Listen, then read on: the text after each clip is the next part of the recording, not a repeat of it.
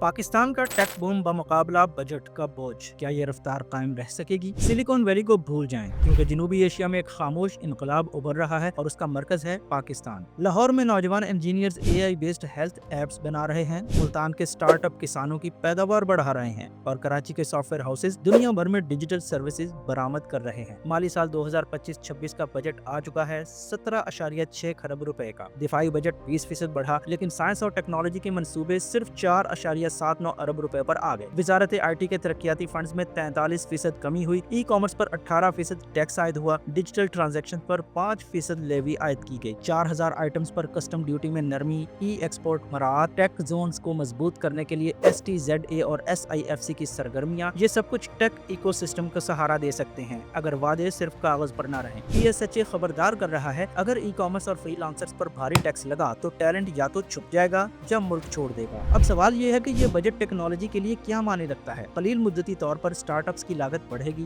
Funding कम होगी। दरमियानी मुद्दती में टैक्स जोन उम्मीद दिलाते हैं, मगर वक्त पर अमल दरामद न हुआ तो फायदा जाया। तवील मुद्दती तौर पर अगर भारी टैक्स बरकरार रहे तो ब्रेन गेन का ख्वाब ब्रेन ड्रेन में बदल जाएगा। तो हल क्या है? सरकारी इदारे मकामी स्टार्टअप से सर्विसेज लें, इग्निट और DG स्किल्स को मजीद फंड किया जाए। अगर ये सब हो जाए तो बजट का बहरान तरक्की की बुनियाद बन सकता है। 2030 तक अगर पॉलिसी, सरमाया और अमल यकसा हो जाए तो पाकिस्तान GDP का 10% सिर्फ टेक्नोलॉजी से हासिल कर सकता है। अगर आप फ्रीलांसर्स हैं, सरमायाकार हैं, उस्ताद या यूट्यूबर हैं, तो ये वक्त है आवाज उठाने का। इकोसिस्टम को सपोर्ट करिए। पाकिस्तान का टेक सफर जारी है, लेकिन ये सफर अब एक नाजुक मोड़ पर है। अगर हमने इस मौका को जाया कर दिया तो सिर्फ रफ्तार नहीं, ख्वाब भी टूट सकता है। लेकिन अगर होशमंद क़यादत, पायदार पॉलिसी और इज्तिमाई अज़म शामिल हो जाएं, तो दुनिया की नजरें सिलिकॉन वैली से हटकर पाकिस्तान पर होंगी। पाकिस्तान जनूबी एशिया की अगली टेक सुपर पावर। फैसला आपके हाथ में।